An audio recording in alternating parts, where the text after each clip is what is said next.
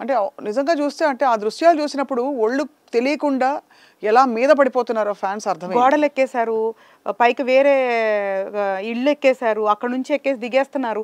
అంటే ఇక్కడ ఏమైంది అంటే అదే చెప్తున్నా, ఇప్పుడు గవర్నమెంట్ అనేది ఫస్ట్ ఆఫ్ ఆల్ గవర్నమెంట్ ఇప్పుడు ముంబై వాళ్ళు ఇన్నిసార్లు గెలిచారు, చెన్నై వాళ్ళు ఎవరు చాలా మంది గెలిచినారు, ఎవరు ఇట్లా పెట్టలేదు పబ్లిక్ ఈవెంట్. అవును.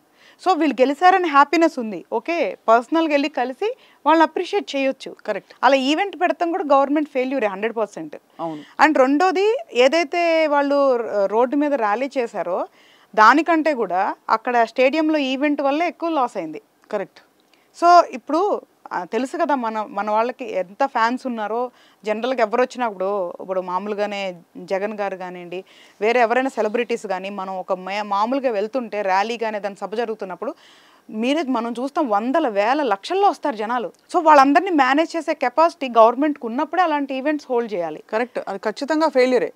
అంటే అంచనా వేయలేకపోవడం. ఎగ్జాక్ట్లీ. సో అప్పుడు నేనేమంటానంటే ఫస్ట్ గవర్నమెంట్ ఫెయిల్యూర్. అట్లాంటి స్టేడియంలో అంత పబ్లిక్గా పెట్టాల్సిన నెసెసిటీ లేదు. అవును.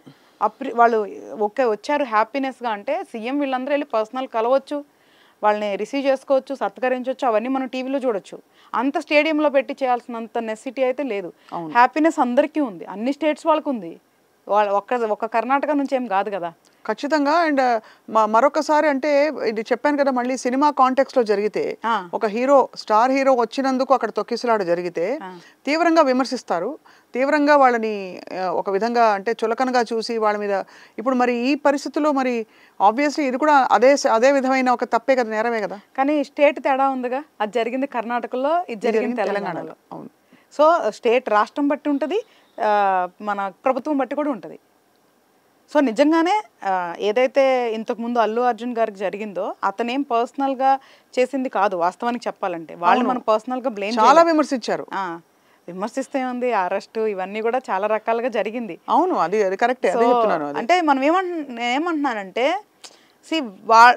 వాళ్ళు మనుషులే, వాళ్ళ ఉద్యోగం వాళ్ళు చేస్తున్నారు, అవును, అభిమానించాలి, కానీ దానికి లిమిట్స్ ఉండాలి అంటున్నా.